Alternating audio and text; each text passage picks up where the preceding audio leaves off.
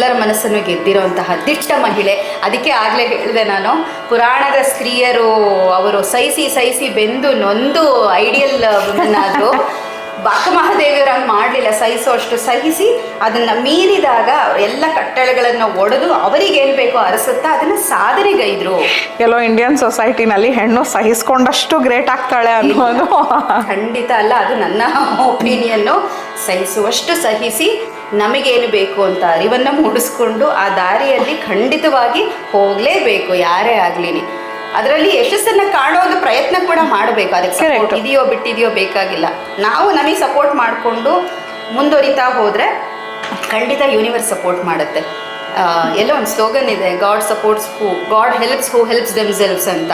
So may be ಆ ಒಂದು concept ಆಗಲೇ ಅಕ್ಕಮಹಾದೇವಿಗೆ ಅರಿವಾಗಿತ್ತು, ಗೊತ್ತಾಗಿತ್ತು ಅನಿಸುತ್ತೆ. ಆ ಧೋರಣೆಯಲ್ಲೇ ಅವ್ರಿಗೇನು ಬೇಕೋ ಅದನ್ನು ಅರಸುತ್ತಾ ಹೋದ. ಅಂದರೆ ನಾನು ಹೇಳ್ತಾ